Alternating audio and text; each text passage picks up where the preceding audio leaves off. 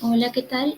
Soy Carolina Daza y con mi compañero Marcos Mobili queremos explicarle un método que se llama Markov-Chain Monte Carlo. Esta presentación es para la materia de enfoque estadístico y el aprendizaje de la materia de explotación de datos y descubrimiento del conocimiento de la U. Para empezar, les voy a hacer un breve resumen del método. El método de Markov-Chain Monte Carlo es una técnica que permite hacer un muestreo eficiente de datos de funciones de probabilidad complicadas y, aplicada a inferencia bayesiana, ayuda a estimar la probabilidad a posteriori cuando no se puede calcular analíticamente su distribución. Para entender el método les vamos a explicar unos conceptos previamente como muestreo, aceptación y rechazo, algunas propiedades de cadena de Markov que van a ayudar a entender el método de Markov-Chain Monte Carlo, el algoritmo de Metropolis-Hastings, que es el algoritmo más conocido que implementa el método, y la interpretación bayesiana de este algoritmo. En un segundo video, en una segunda parte, les vamos a explicar un ejemplo práctico del método. Empecemos por entender por qué muestrear. Primero, porque nos sirve para aproximar estadísticos de funciones complicadas, por ejemplo la esperanza, y para estimar posteriores que serían muy difíciles de calcular analíticamente o siquiera de aproximar. El muestreo a veces hace más fácil la interpretación del proceso que calcular directamente las probabilidades, y es un método de uso general, o sea, se puede usar en problemas de variada índole. Un caballito de batalla de los métodos de muestreo es el método de aceptación y rechazo. ¿Qué es el problema que queremos resolver? Queremos ampliar, muestrear de una función de probabilidad P de X, pero esa función P de X en general no la conocemos, entonces suponemos una función F de X que es propuesta con suficiente creatividad y conocimiento del tema. Entonces, buscamos una función g de x que siempre sea mayor que f de x, o sea, que lo cubra, la cubra. La opción más fácil para escoger esa función es una normal escalada por un número constante m. Entonces, ese número constante m debe ser lo suficientemente grande como para que la función g cubra a f de x.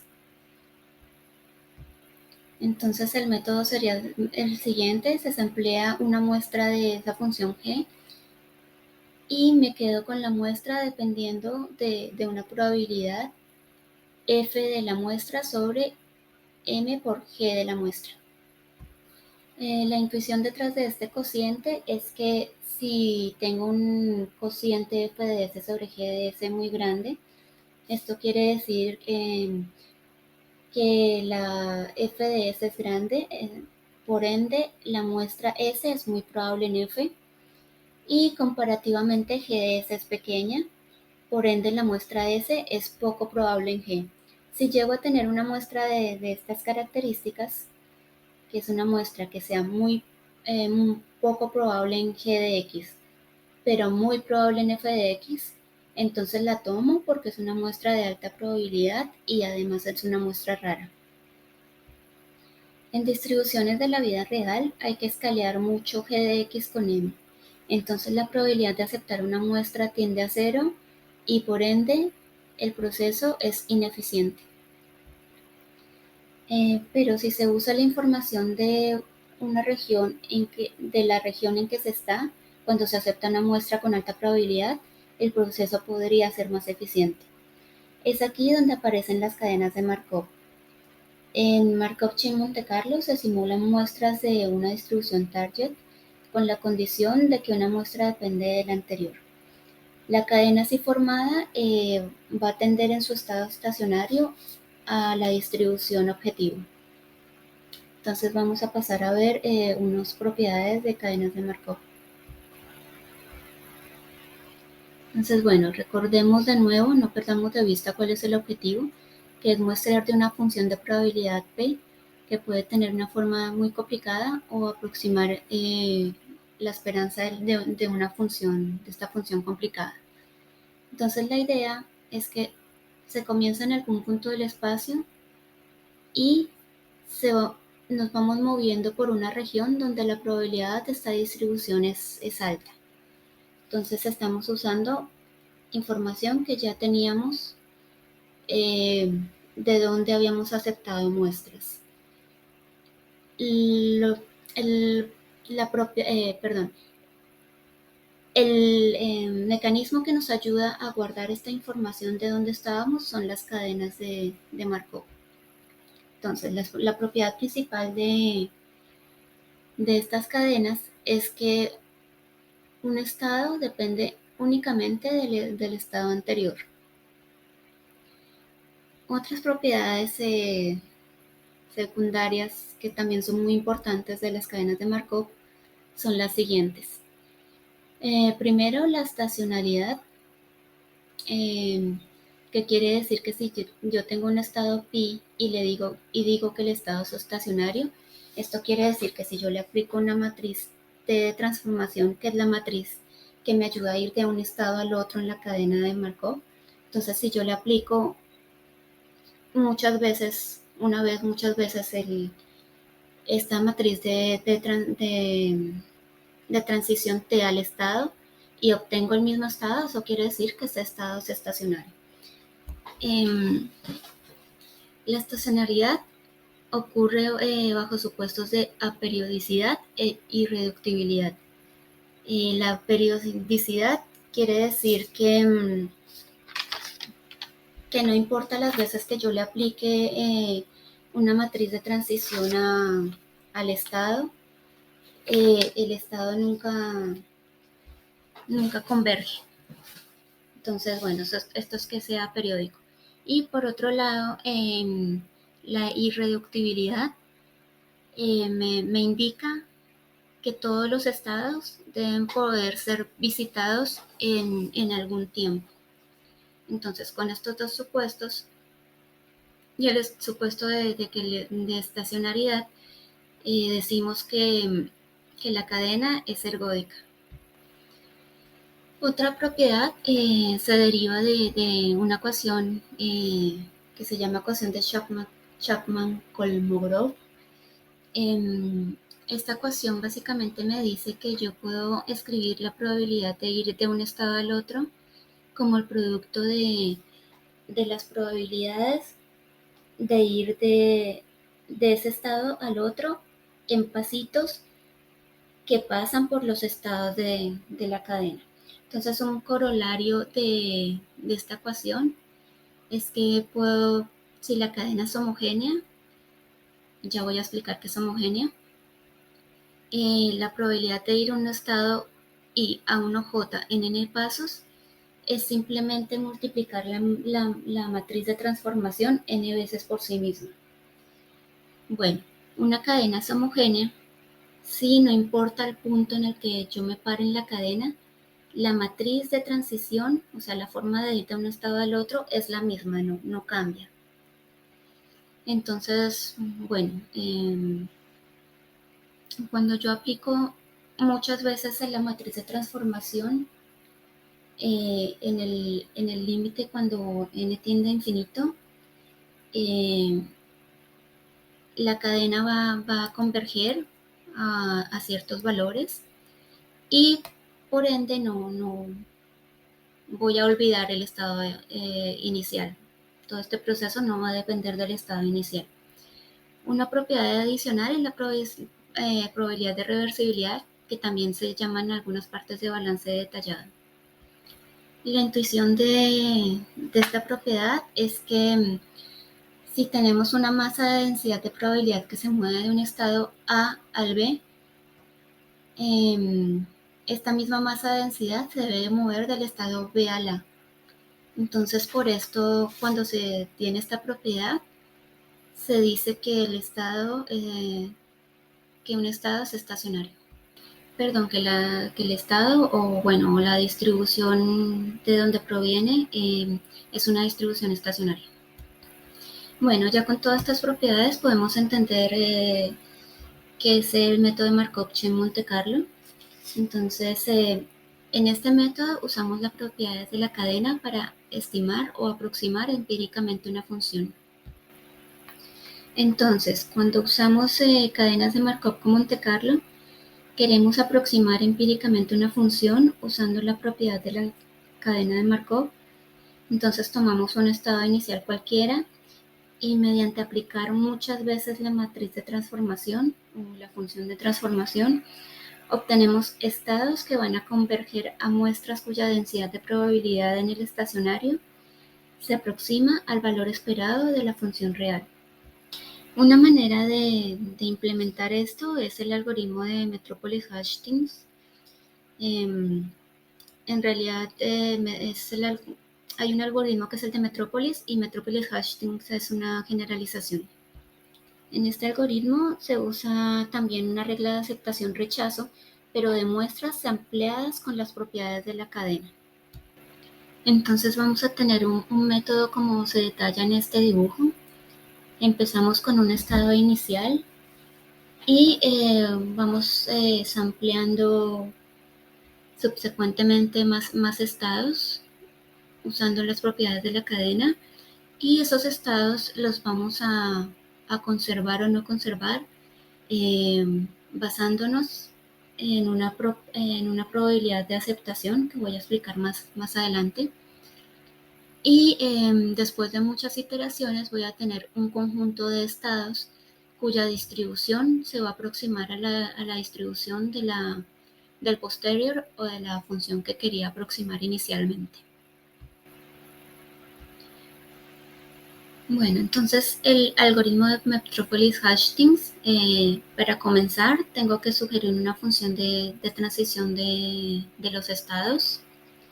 Una función que me ayude a que me transforme un estado X en un estado X'. Puede ser, por ejemplo, una función que le agregue ruido al estado. Y en este caso, la función más fácil para hacer eso es una normal. Entonces, teniendo esta función de transición, entonces ahora sí se samplea un primer candidato. Ese candidato se va a aceptar con una probabilidad de aceptación A. Para escribir esa probabilidad de aceptación se usa el principio de balance detallado que vimos anteriormente.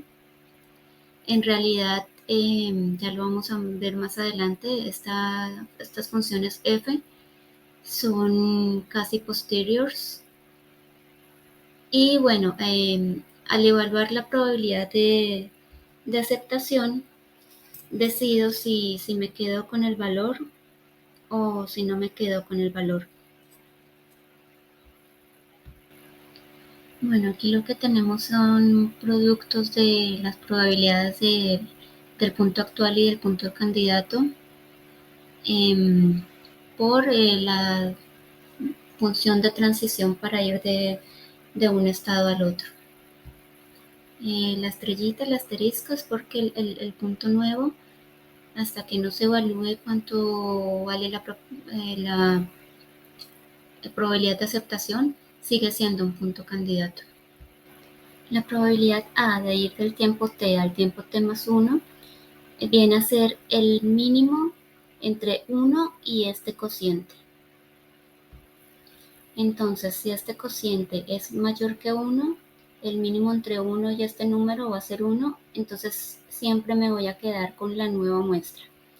Ahora, si el cociente da menor que 1, voy a aceptar la muestra con una probabilidad dada por este cociente. Entonces tengo que lanzar un número aleatorio y fijarme.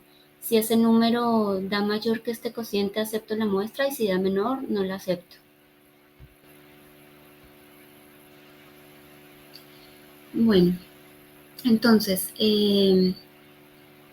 ¿cuál es la interpretación bajo inferencia bayesiana de este algoritmo? Este algoritmo usado en inferencia bayesiana consiste en generar muestras de un parámetro teta, que son muestras teta 0, teta 1, teta n, a partir de esta posterior, que es la expresión de Bayes que ya conocemos, donde D son los datos y la probabilidad de los datos dado los parámetros es la likelihood. Entonces, como ya hemos explicado anteriormente, la probabilidad de ir de un estado a un estado T' está, como hemos explicado anteriormente, la matriz de transición por la función. Esta posterior de los parámetros dados los datos la podemos reescribir con ayuda de la expresión de Bayes. Reemplazamos, hacemos el cociente y la prior de los datos se anula.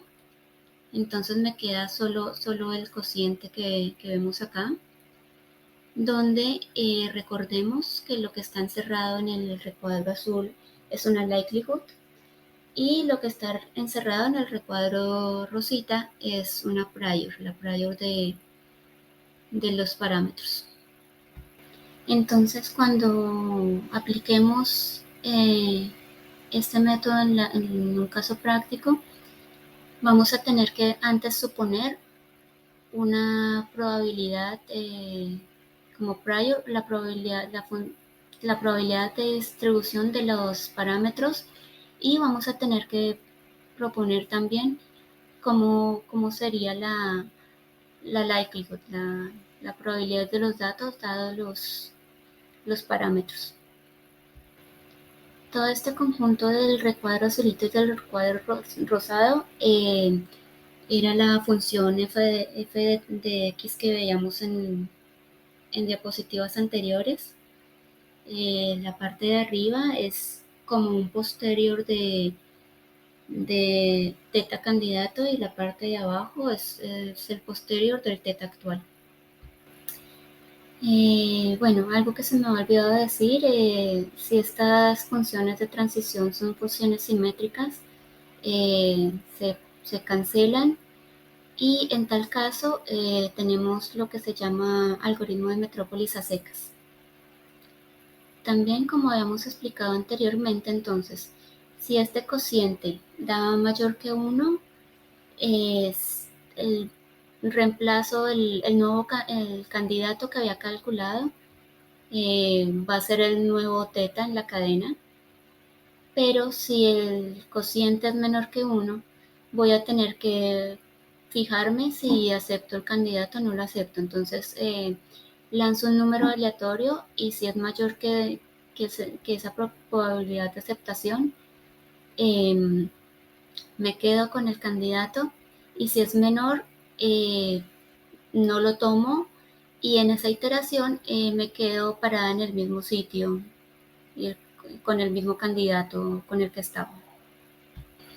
Bueno, con este método podemos llegar a resolver problemas que sean tan fáciles o tan difíciles como sea proponer estas posteriors de este cociente de la probabilidad de aceptación.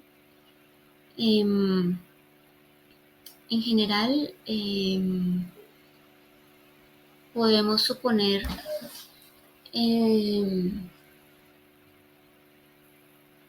una función gaussiana como posterior, o podemos ser más específicos y proponer funciones tan simples o complicadas como queramos para tener de dónde muestrear los parámetros y para calcular la likelihood.